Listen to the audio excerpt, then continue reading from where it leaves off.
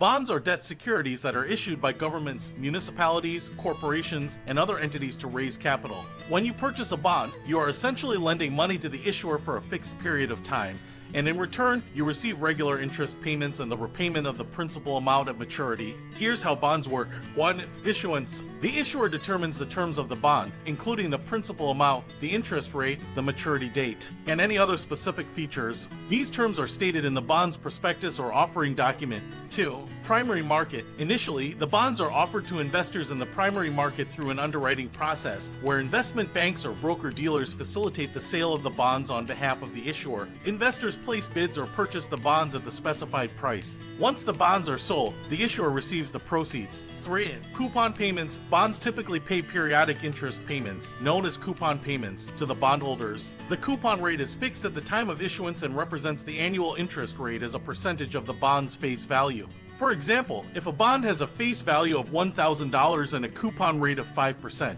it will pay $50 in interest annually. 4. Secondary market. After the initial issuance, bonds can be bought and sold in the secondary market. This market allows investors to trade bonds among themselves, providing liquidity to bondholders who wish to sell their holdings before maturity. The bond's price in the secondary market can fluctuate based on changes in interest rates, credit quality, and market conditions. If interest rates rise, the bond's price may decline, and vice versa. 5. Maturity and principal repayment. Bonds have a specific maturity date, which is the date when the issuer is obligated to repay the bond's face value to the bondholders. At maturity, the bondholder receives the full principal amount, regardless of any fluctuations in the bond's price over its lifetime. Maturities can range from a few months to several decades, depending on the type of bond. 6. Credit risk. Bondholders face the risk that the issuer may default on its payments. This is known as credit risk. Bond issuers are assigned credit ratings by independent rating agencies, which assess the issuer's ability to repay the bond's interest and principal.